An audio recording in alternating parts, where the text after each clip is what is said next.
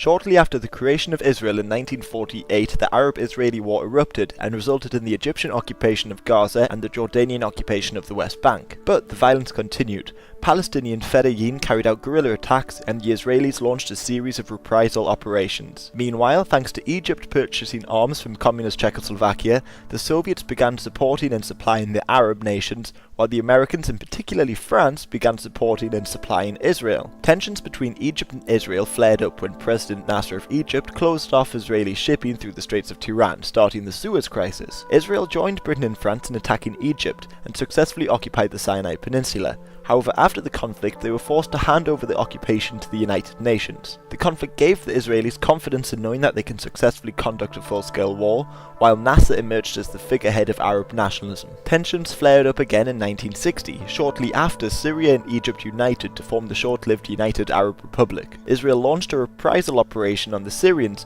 prompting the Egyptians to mobilize their forces, and although the Rotem crisis finished peacefully, the Israelis' unpreparedness forced them to improve their military intelligence and policies. Then, into the 1960s, there was the formation of the PLO, and in 1963 and again in 1966, coups in Syria put the anti-Israeli Ba'athist Party in power. Small clashes between Syria's new government's forces and the Israelis erupted along the Jordan River in the Sea of Galilee, so they signed a defensive pact with the Egyptians. 1966 also saw Israel launch reprisal operations in Jordan. The Samu incident led to widespread protests within Jordan, putting pressure on King Hussein to respond. However, Hussein blamed Nasser for failing to come to his aid, so Nasser was also put under pressure to respond. Then, in May 1967, Nasser received false reports from the Soviets that the Israelis were moving troops to the Syrian border. Nasser responded quickly by expelling UN peacekeepers from Sinai and moved his own troops in on May 19th. Then, on May 22nd, he once again blockaded the Straits of Tiran to Israeli shipping,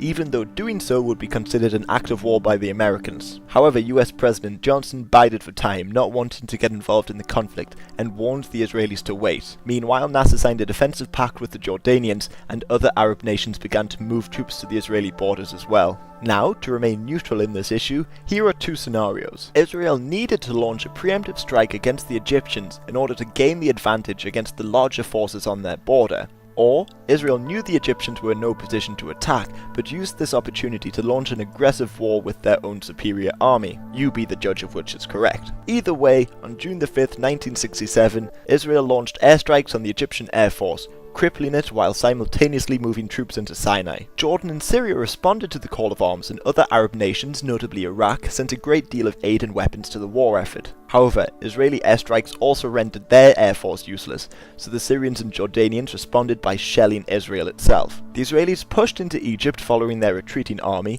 and captured Gaza and the entire Sinai Peninsula within just 4 days. Meanwhile, also within 4 days, they had pushed the Jordanians out of Jerusalem and forced them to retreat from the West Bank. The final 2 days were spent driving the Syrians out of the Golan Heights. Now, fearing that the Soviet Union might step in to aid their Arab allies, the United States helped push Israel to sign an armistice, but they continued to occupy the lands they had taken while the peace process was underway. The Arab states met in Khartoum in September and declared they would never recognize the State of Israel. However, as part of UN Security Council Resolution 242, an incredibly ambiguous resolution, they agreed to make concessions in exchange for Israel returning the land they had taken. However, it would take another war and peace resolution before the Sinai was given back to Egypt. Meanwhile, the Golan Heights, West Bank and Gaza Strip remain under Israeli occupation, so the Arab nations refuse to recognize Israel and the conflict continues.